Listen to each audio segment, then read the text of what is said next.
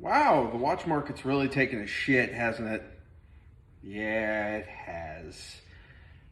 Was it just a month and a half ago we were seeing GMTs in the 30,000 range? We were seeing OPs in the 40,000 with the teal dials. We were seeing, what was it? Root beers in the low 30s. Now you're looking at root beers in the 20s. Hulks in the 20s. Naked Hulk I saw for 20,000 bucks. They were going for 35. It's amazing how much of a turd has dropped in a month. I guess it has to do with crypto kids or the NFT boys or whatever the hell they are and what kind of L they've taken, because it just looks like the market's falling on its ass. I like the GMT. I still would love a Skydweller, but maybe I'll get a call from my dealer. I doubt it because I don't buy their garbage, but I'm still on the list. I think it's going to go lower, but I don't think it's going to go too much lower. This isn't a crash, it's a correction. And that's fine. I mean, they're still going for double MSRP. But I saw a GMT Pepsi, new in box, dated for 22,000 like yesterday. That's a, that watch would have been 33 grand a month and a half, 2 months ago. And I don't know where it's all going. The things that I'm seeing that are weird are vintage stuff, vintage GMTs, some vintage subs, the day dates. It's kind of odd with day dates. I've been seeing ones like my, that one, 1803 fetching more than 18038s, like single quicks, and they're fetching more. And a lot of the gold or precious metal seems to be going up. Yachtmaster 2s seem to have leveled off pretty good. I like them, but there's no date. But the vintage market is starting to catch up. And there's a lot of dealers, and I've spoken to a few, that don't deal in vintage. It's a market that is not tapped, and they're scared to do it because it's vintage, and they don't know it. It's a scary thing. I deal in neo vintage and back because after about 2003, the fakes started getting pretty good.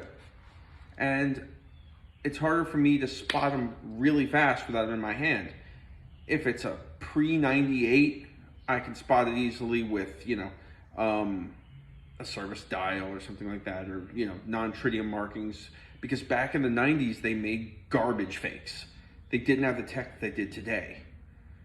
I'm not talking about those high-end, like six-figure chronos and stuff where bridges are machined and milled, and I don't know those that well. I'm not in that realm, so I don't learn it. I'm not dealing in six-figure watches.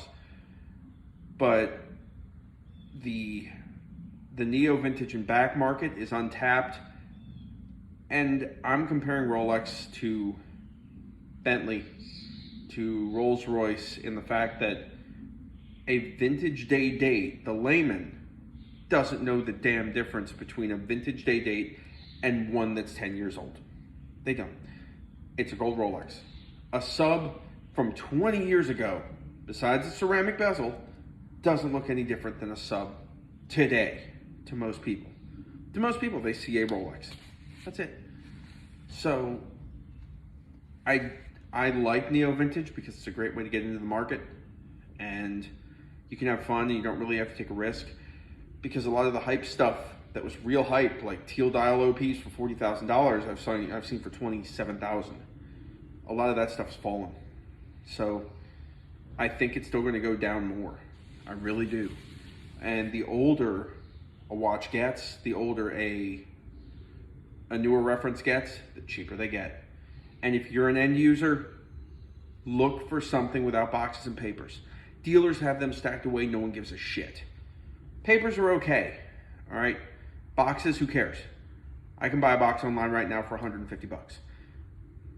If you're an end user, not a dealer, you want this watch forever, it's yours, get it now or soonish. I think the market's gonna go down a little bit, but there's always waves in these things. They're not investments. They're not. Do not buy it as an investment. Buy it because it's something that you like. But if you want to be safe, go Rolex, AP, VC, Patek. Other than that, buy with your heart. But the market is taking a shit. It's easily chartable how much of a shit it's taking, and it's pretty bad.